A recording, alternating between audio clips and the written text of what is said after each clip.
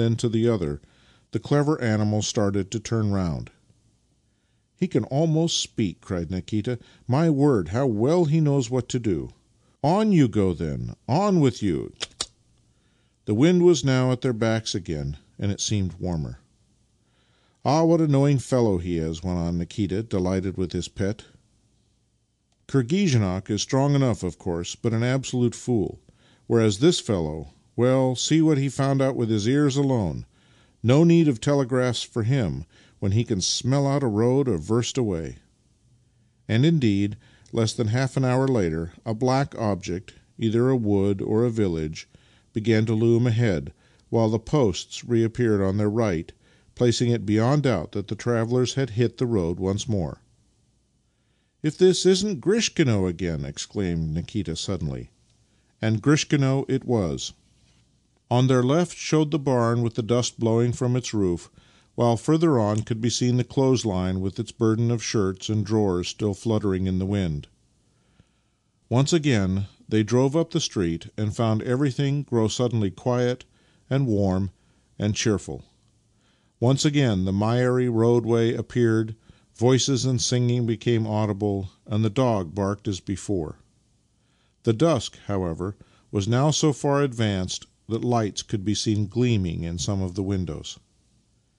Halfway up the street Vassili turned the cob's head towards a large hut with a double coping of bricks, and pulled up to the steps.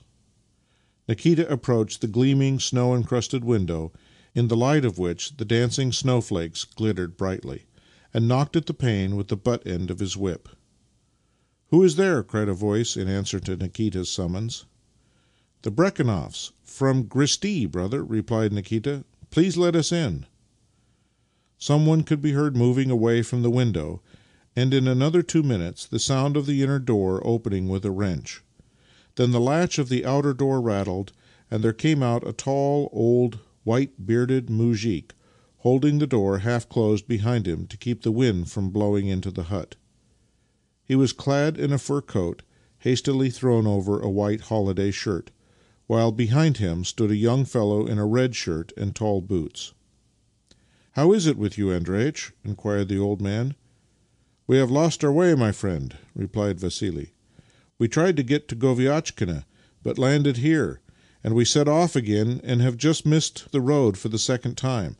" But how came you to go wrong? " asked the old man. " Here, Petrushka," and he turned to the young fellow in the red shirt. " Go and open the yard gates." " Certainly," responded the youngster cheerfully, and ran forward out of the porch. " No, no, we must not stop the night," interposed Vassili. " But where can you be going now? It's nearly dark.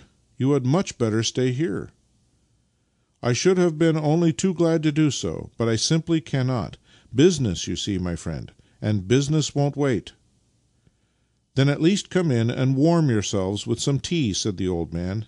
" Yes, we might do that," replied Vassili. " The night won't grow any darker than it is now, for the moon will soon be rising.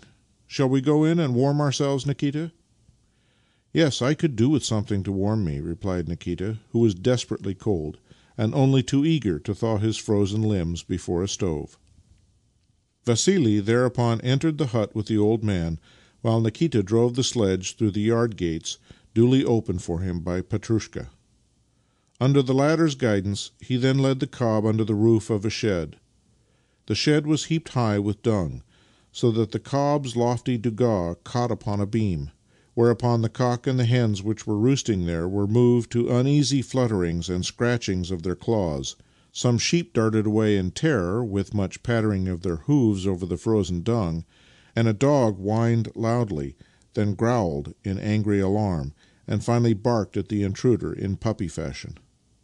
Nikita had a word for them all.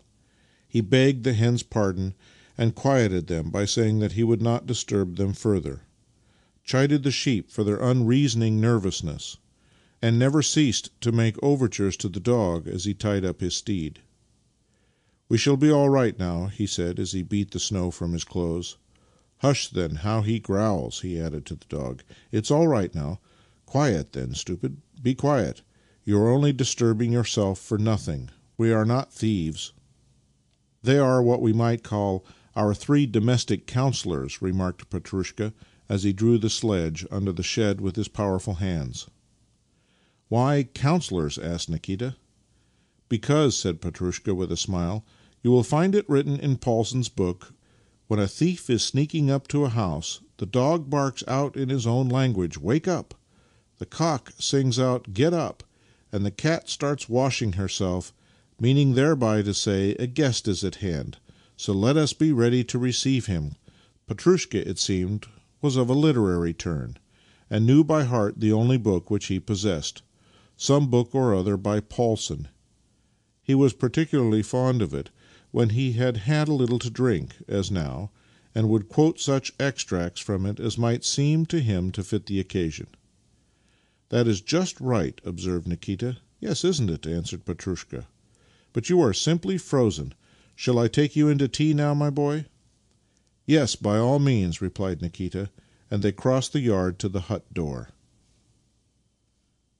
This ends section 3.